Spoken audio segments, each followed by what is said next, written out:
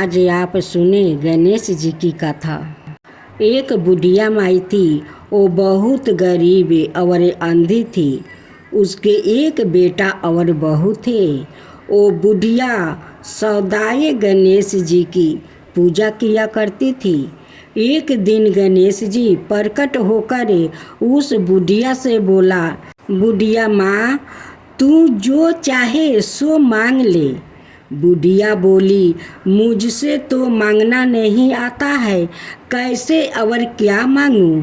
तब गणेश जी बोले, अपने बेटे बहू से पूछकर मांग ले। तब बुढ़िया ने अपने बेटे से कहा, गणेश जी कहते हैं तू कुछ मांग ले, बता मैं क्या मांगूं? पुत्रा ने कहा, माँ तू धन मांग ले। बहू से पूछा तो बहू ने कहा, नाती मांग लो। तब बुढ़िया ने सोचा कि यह तो अपने अपने मतलब की बात कह रहे हैं। अतः उस बुढ़िया ने पड़ोसिन से पूछा तो उसने कहा, बुढ़िया तू तो थोड़ी दिन जिएगी, क्यों तू धन मांगे और क्यों नाती मांगे? तू तो अपनी आँखें की रोशनी मांग ले, जिससे तेरी जिंदगी आराम से कट जाए। इस पर बुढ़िया बोली, यदि आप प्रसन्न है तो मुझे 9 करोड़ की माया दे, निरोगी का काया दे, अमर सुहाग दे, आँखों की रोशनी दे, नाती दे, पोता दे और सब परिवार को सुख दे और अंत में मोक्ष दे। यह सुनकर तब गणेश जी बोले, बुढ़िया माँ, तूने तो हमें ठगा दिया। फिर भी जो तूने मांगा है वचन के अनुसार सब तुझे मिलेगा। और यह कहकर गणेश जी अंतर्ध्यान हो गए। उधर बुढ़िया माँ ने जो कुछ मांगा वो सब कुछ मिल गया।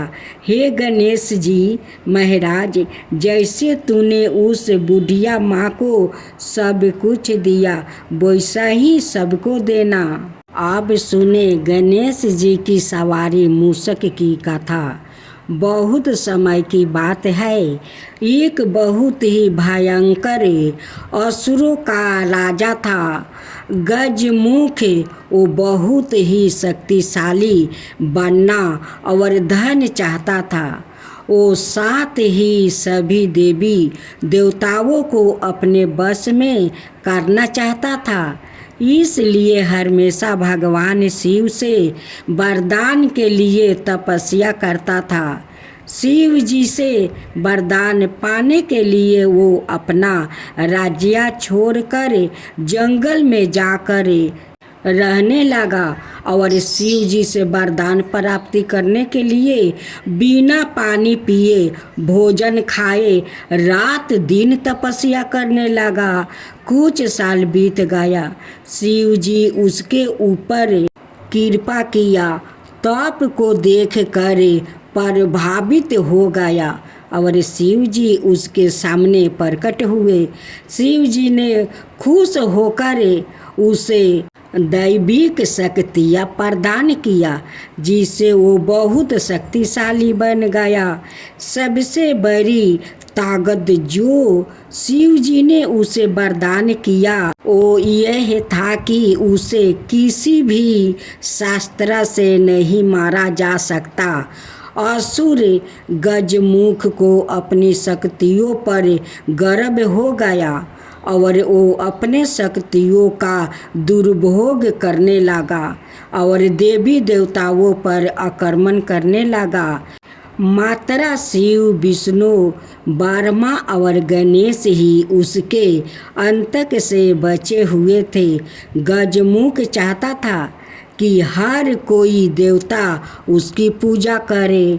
सभी देवता शिव, विष्णु और ब्रह्मा जी के शरण में पहुँचे और अपनी जीवन की रक्षा के लिए गुहार करने लगा।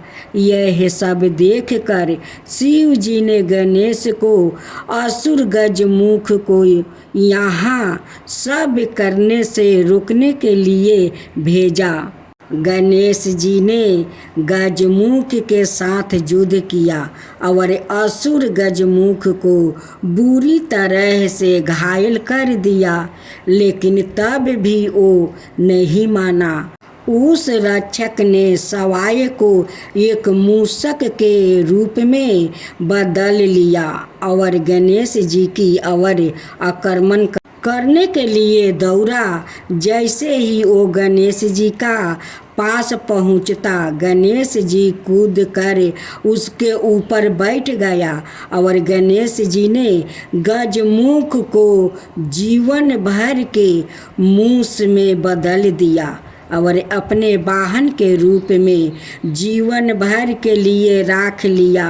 बाद में गजमुख भी अपने इस रूप से खुश हुआ और गणेश जी का प्रिय मित्र भी बन गया। तो जय गणेश जय गणेश। बुधवार व्रत का था। एक समय की बात है कि साहूकार अपनी पत्नी को लाने के लिए अपने ससुराल गया। कुछ दिन रहने के बाद उसने अपनी पत्नी के साथ अपने घर आने की सोची। दुर्भाग्य से उस दिन बुधवार का दिन था।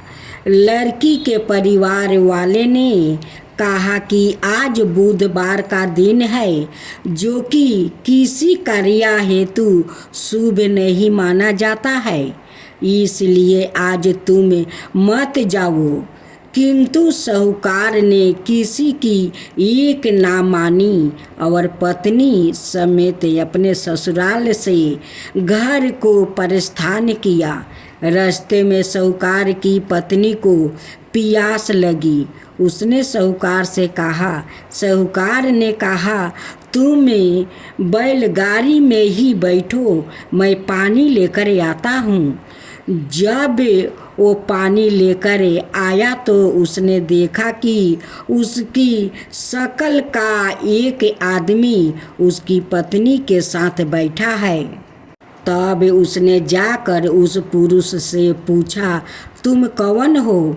तब उसने कहा, मैं साहूकार हूँ।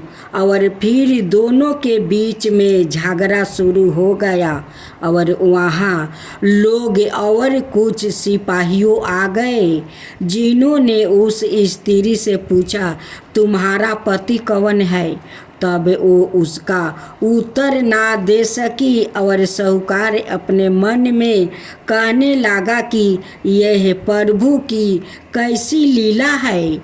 तब आकाशवाणी हुई और बोली, मूर्ख, आज बुधवार का दिन था, तब भी तूने आज ही गौना किया। यह सब भगवान बुद्ध देव के प्रकोप से हो रहा है।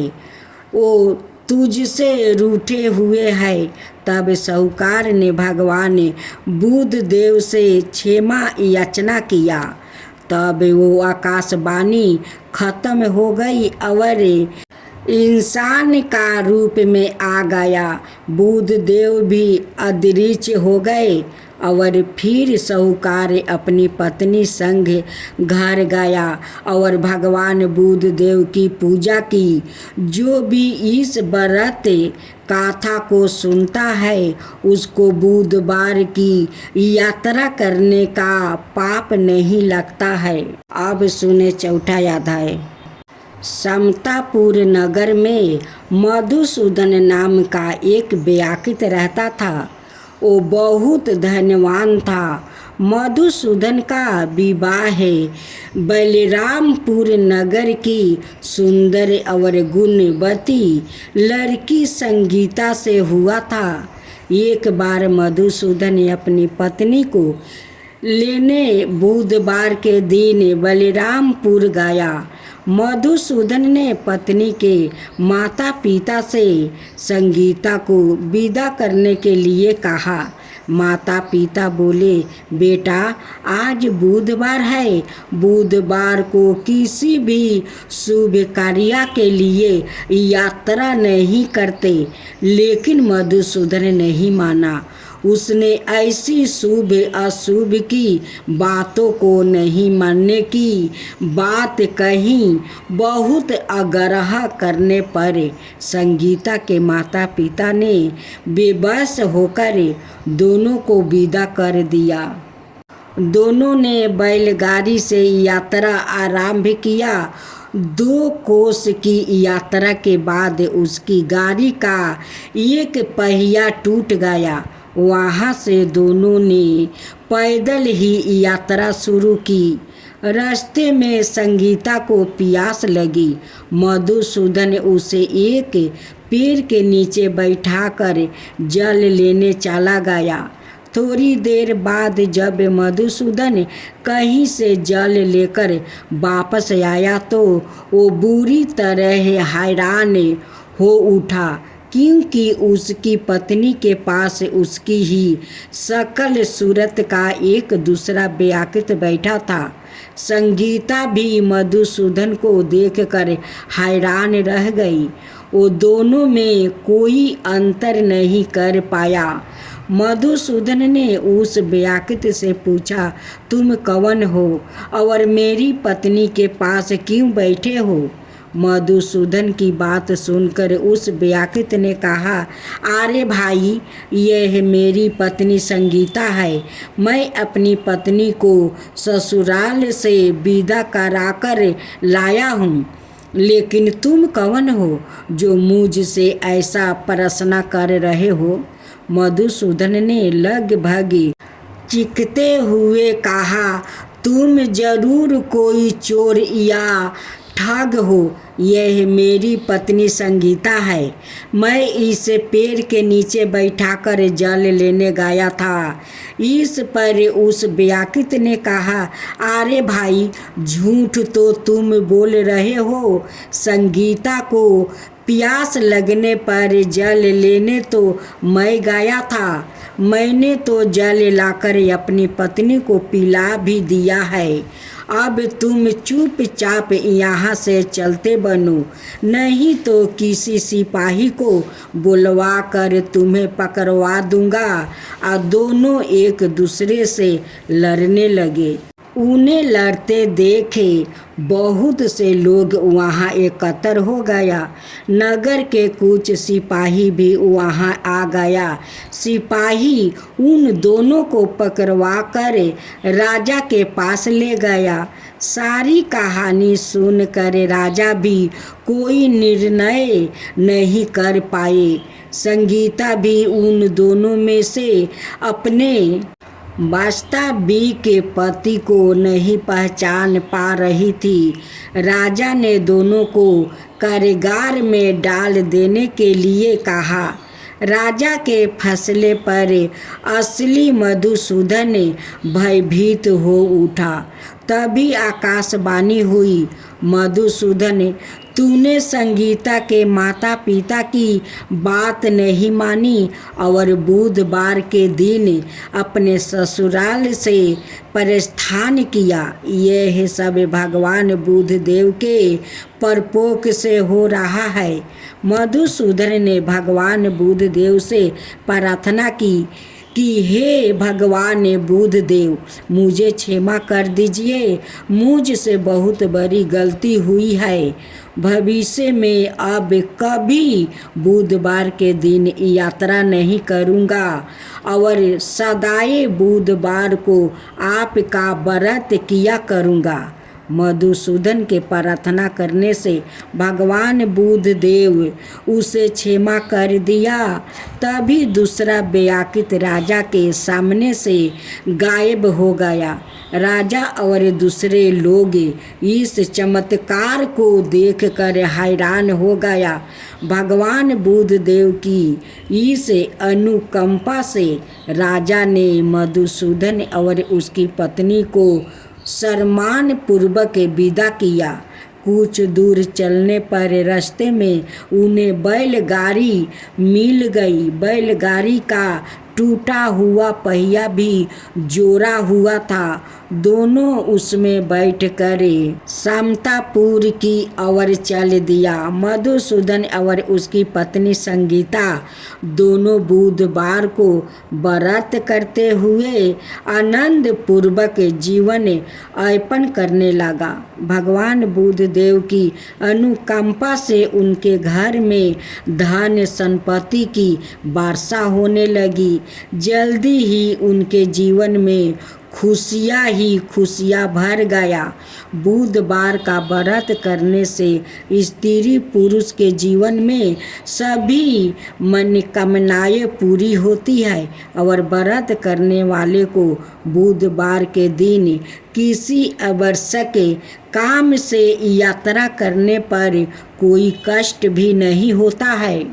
अब गणेश जी की 5वां अध्याय सुने। गणेश जी की बुढ़िया से खीर खाने की कथा। एक बार भगवान गणेश बाल रूप में चुटकी भर चावल और चमचे में दूध लेकर पृथ्वी लोक में निकले। वो सबको अपनी खीर बनाने को कहते जा रहे थे, पर सबने उनकी बात को अनदेखा किया। उसी दौरान एक गरीब बुढ़िया ने उनकी खीर बनाना स्वीकार करे एक भगोना चूल्हे पर चढ़ा दिया। इस पर गणेश जी ने घर का सबसे बड़ा बर्तन चूल्हे पर चढ़ाने को कहा। बुढ़िया ने बाल लीला समझते हुए घर का 12 भगोना उस पर चढ़ा दिया। कुछ देर में ही एक चमत्कार हुआ। गणेश जी के दिए चावल और दूध बढ़ गया और पूरा भगोना उससे भर गया। उसी बीच गणेश जी नहाने के बाद खीर खाने की बात कहते हुए वहाँ से चल गया। पीछे से बुढ़िया के पोते पोती आया तो भूख लगने पर बुढ़िया ने उन्हें वो खीर खिला दिया। खीर बनते देख रही थी पड़ोसिन। बुढ़िया पड़ोसिन के भी बुढ़िया ने एक कटोरा भरकर खीर दे दिया। बेटे की बहू ने भी चुपके से एक कटोरा खीर खाने के साथ एक कटोरा खीर छिपा दिया। इसके बाद भूख लगी तो बुढ़िया ने भी खाने के लिए खीर हाथ में ले ली और बोली, आजा रे गणेशाए, खीर खा ले। तभी गणेश जी वहाँ पहुँच गया और बोला कि मैंने तो खीर पहले ही खा ली है। जब बुढ़िया ने पूछा कि कब खाई खीर, तो वो बोले कि जब तेरे पोते पोती पड़ोसिन ओ बहू ने खाई तभी मेरा पेट भर गया।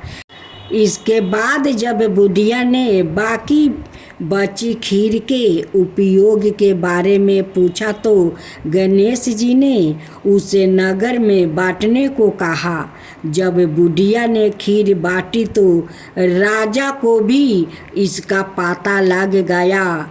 इस पर उसने बुढ़िया को अपने दरबार में बुला लिया और सारा मजरा जान कर उसने बुढ़िया का भगोना अपने पास मंगवा लिया। पर राजा के महल में जैसे ही वो पहुंचा तो उसमें कीड़े मकोड़े जहरीले जानवरों गिर गया। यह देखकर राजा ने वो बर्तन वापस बुढ़िया को दे दिया, जो उसके घर ले जाते ही वापस पहले जैसा हो गया। इसके बाद बुढ़िया ने फिर गणेश जी से बची हुई खीर के उपयोग के बारे में पूछा तो उन्होंने झोपड़ी के कोने में गाड़ देने को कहा। ऐसा कर बुढ़िया रात को सो गई और गणेश जी उसकी झोपड़ी को लात मारते हुए अंतर्ध्यान हो गए।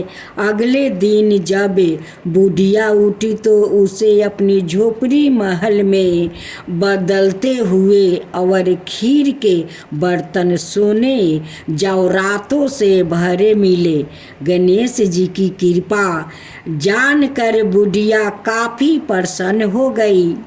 हे गणेश जी महाराज, आपने जैसे फल बुढ़िया को दिया वैसा सबको देना।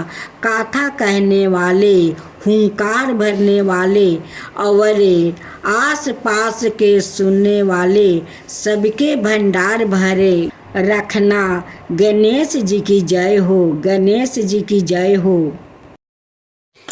जय गणेशी जय गणेशी जय गणेशी देवा, माता जानकी पार्वती पिता महादेवा।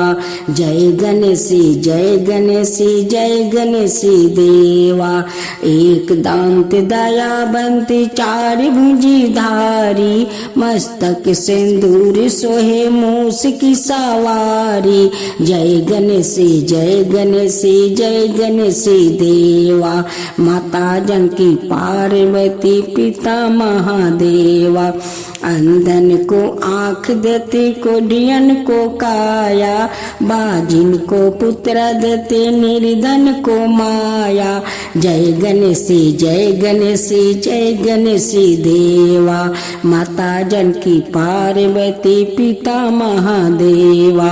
हार चढ़े फूल चढ़े और चढ़े मेवा, लड्डुअन का भोग लगे संत करे सेवा।